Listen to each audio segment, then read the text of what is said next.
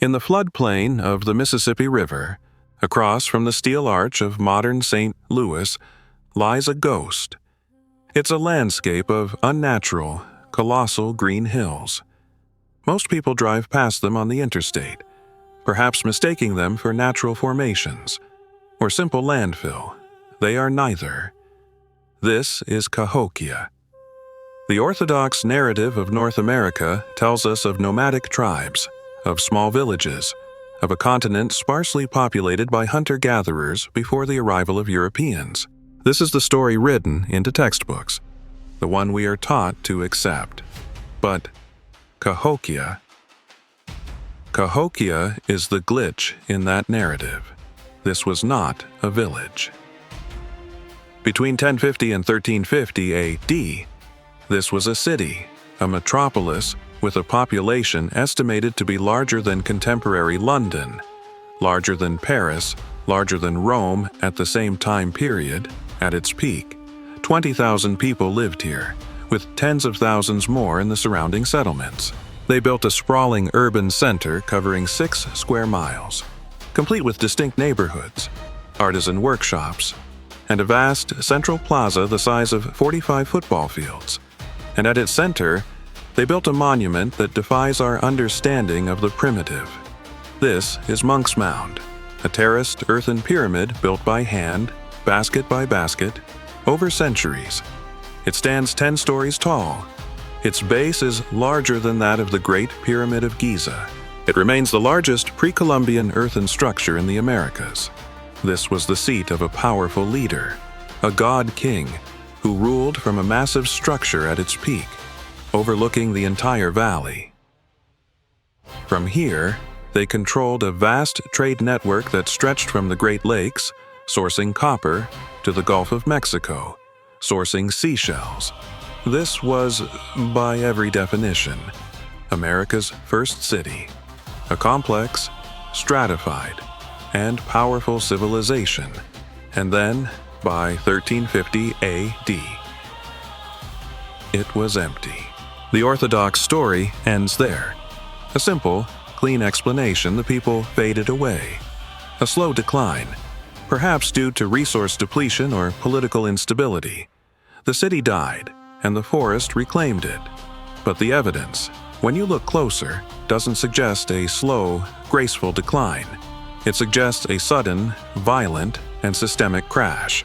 This is the file on Cahokia, not as a historical footnote, but as a catastrophic failure, a civilization that appeared in a flash and then vanished, leaving behind only silent mounds of earth and a warning. The first problem is the beginning. We call it the Cahokian Big Bang. Most cities in the ancient world grow organically.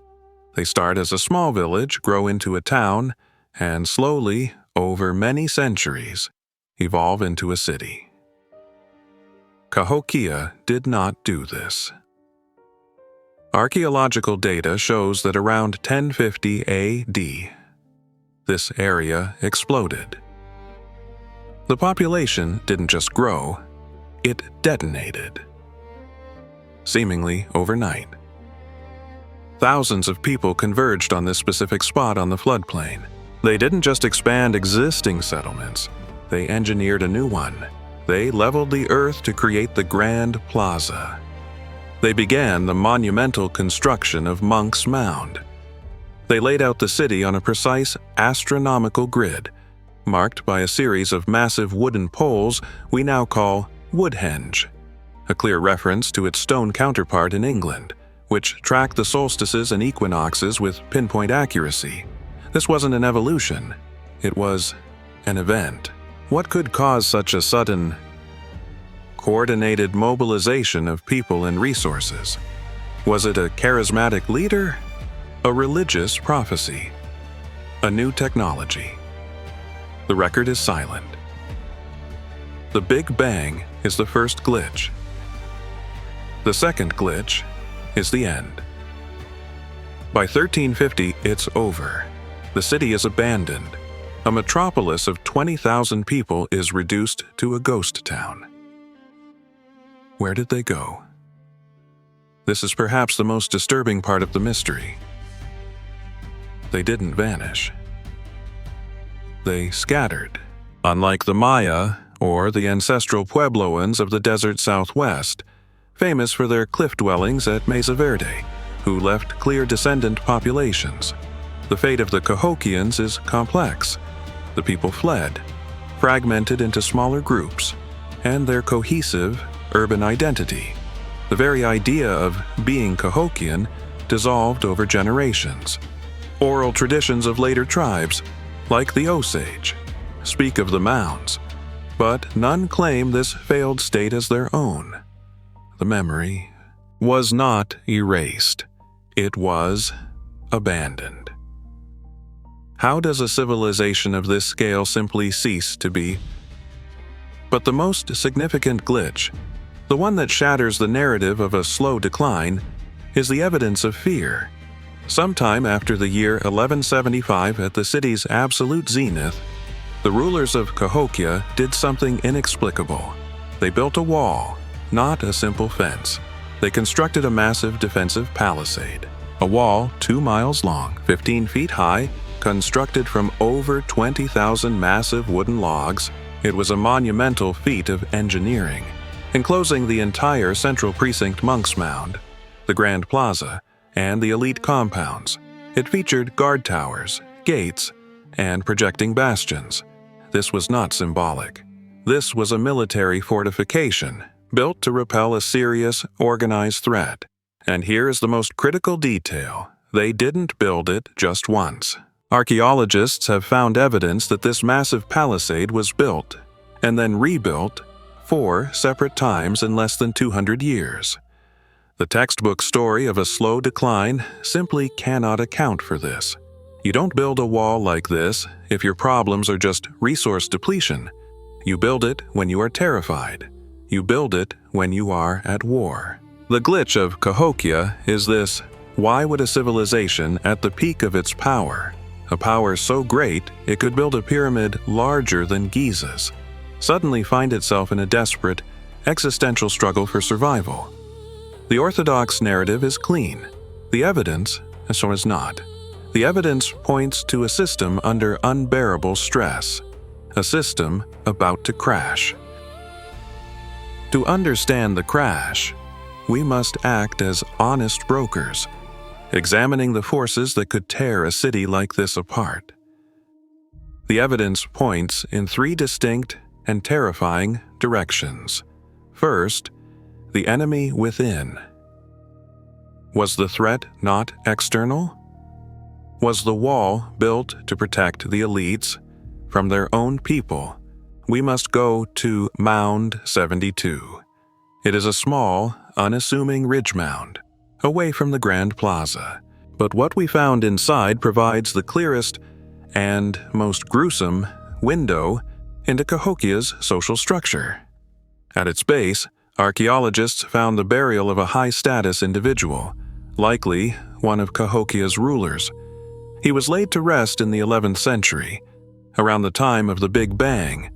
He was buried on a cape made of 20,000 hand-sewn mother-of-pearl shell beads arranged in the shape of a falcon, or Birdman, a key figure in Mississippian mythology. Around him were his offerings, hundreds of pristine, unused arrowheads, caches of exotic mica, and polished chunky stones used for the city's official sport. But he was not alone. Buried with him, and in pits beneath him, were others. A mass grave containing the bodies of 53 women, all between the ages of 15 and 25. Another pit with 39 men and women, showing signs of violent death, and in another, 4 male skeletons, all missing their heads and their hands.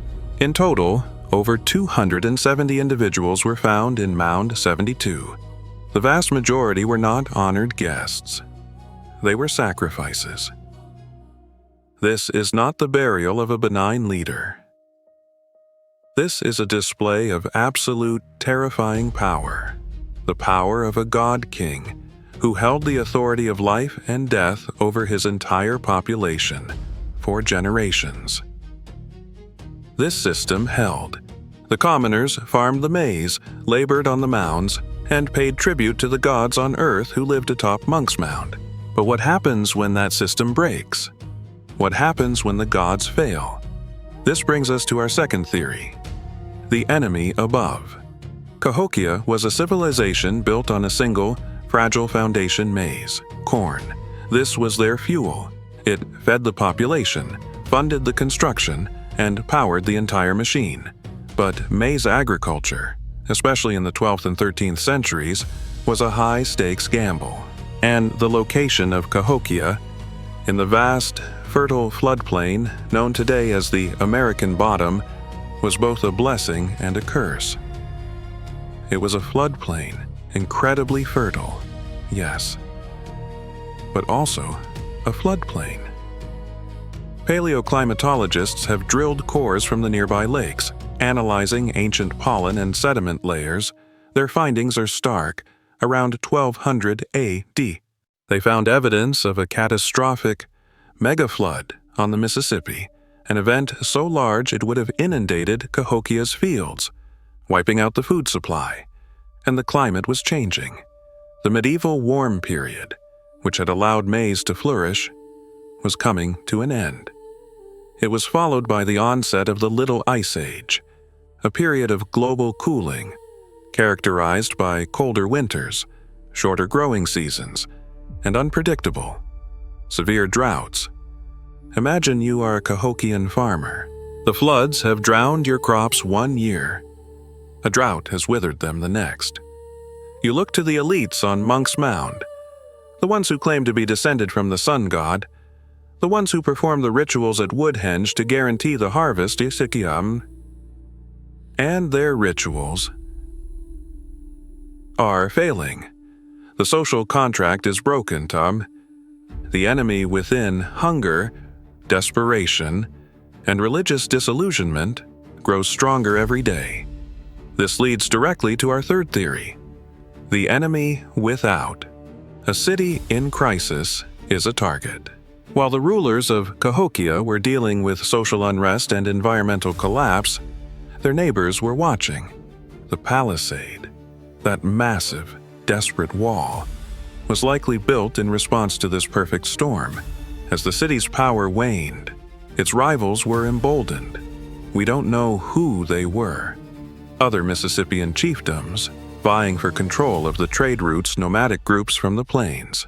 Pushed by the same climate changes, the evidence of conflict is unmistakable. In the final decades of Cahokia, archaeologists find entire neighborhoods burned to the ground. They find skeletons in the suburbs with arrowheads embedded in their bones. The palisade wasn't a deterrent. It was a last stand. The enemy was at the gates. So, which theory is correct? The internal revolt, the environmental collapse, the external war. The glitch in the file is that we are looking for a single cause. We are trying to find the one thing that killed Cahokia. This is the mistake. The evidence doesn't point to a single failure, it points to a cascade, a complete, systemic breakdown. This is the true story of Cahokia's collapse. Let's trace the sequence. Step 1. The environmental shock. The climate begins to shift around 1200 AD. The floods and droughts begin. The maize-based food system, which had seemed so robust, is revealed to be incredibly fragile. The city's population, now massive, is over-leveraged. They have outgrown their environment. Step 2. The social fracture. The food shortages create a political crisis.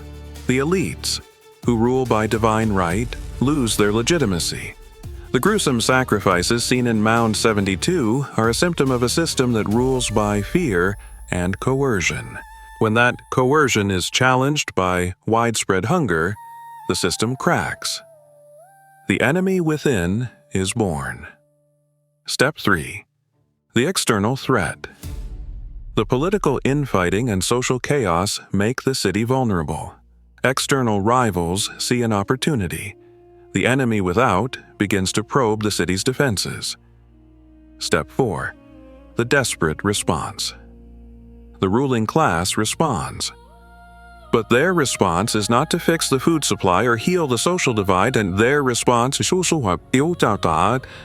build the palisade.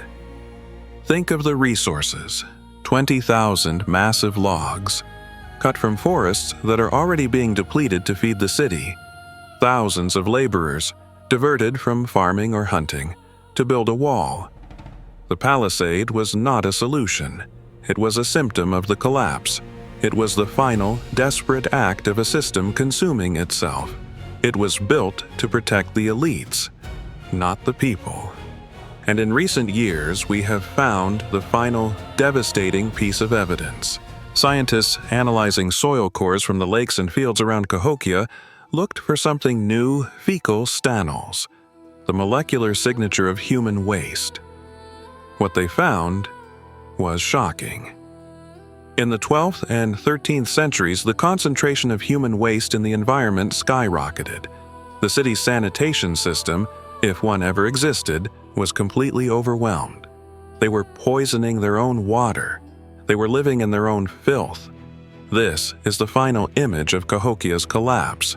A city under siege not just from external warriors, but from drought, from hunger, from internal revolt, and from the diseases that must have run rampant in their contaminated water. It was not a slow decline. It was a full-spectrum disaster. This is why they scattered. There was no organized migration. There was no exodus. The people fled. They scattered in small, traumatized bands, back into the river valleys and forests, taking with them nothing but the memory of a failed dream. The social structure, a religion, the identity of Cahokian, it was all abandoned. It had failed them. The great city was left empty, a ghost town of massive, silent mounds. We return to the present. We stand on top of Monk's Mound, looking out over the Mississippi River. In the distance, the gateway arch of St. Louis gleams, a monument to our own civilization, our own Big Bang. It is easy to look at the silent earth of Cahokia and see it as a relic, a mystery belonging to a primitive, forgotten people. But the glitch of Cahokia is not just a historical curiosity, it is an echo.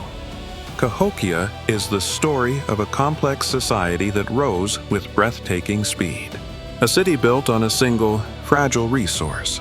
A system that became so stratified, the rulers at the top became disconnected from the population they were supposed to protect. It is the story of a civilization that overexploited its environment, ignored the warning signs of climate change, and poisoned its own ecosystem. It's the story of a system that, when faced with a crisis, chose to build walls instead of bridges. The mounds are not a mystery. They are a data point, a record of a system that became too complex, too fast, and crashed under its own weight. The open question, the one that lingers in the humid air of the American bottom, are we, in our own complex, globalized world, just another civilization building its mounds higher and higher, unaware that the foundation is already beginning to crack? The file on Cahokia is closed, but the warning remains open.